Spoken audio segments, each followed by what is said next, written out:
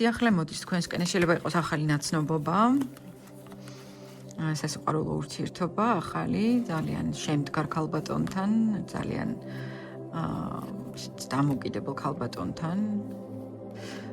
რამაც შეიძლება გარკვეულ ჩიხში შეგიყვანოთ, რადგან არ ელოდებით, რომ ისეთი ქალბატონი შეგხვდებათ, მაგრამ ხო.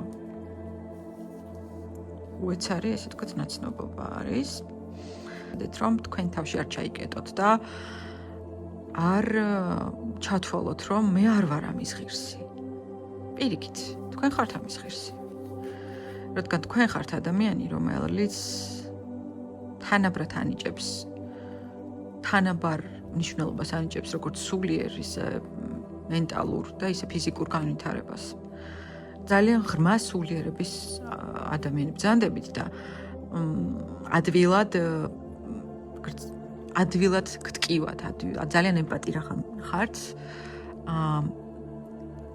განიცდით სხვა ადამიანები ახლოს მოდიან თქვენთან, რაღაც პირადი საზღურები სხვათა შორის პრობლემა აქვს პირადი საზღურებში, ვერ იცავთ პირადი საზღურებს და აქ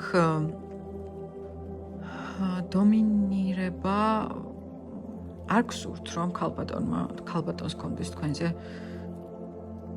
გავლენა. თქვენ გინდათ, რომ თქვენებურად წაიყვანოთ ყველაფერი. ხო, არ გინდათ. თქვენთვის უფრო მეტად სულიერება მნიშვნელოვანია, ვიდრე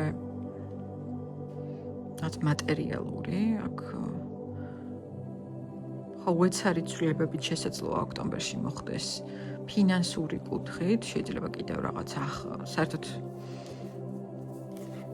უფრო მეტი რაღაც მსხვილ კორპორაციაში შესაძლოა გქონდეთ შემოთავაზება დასაქმების ან მსხვილი ინვესტიცია შესაძლოა გააკეთოთ სრულად უეცრად, ან მოულოდნელად შესაძლოა შემოვიდეს თქვენთან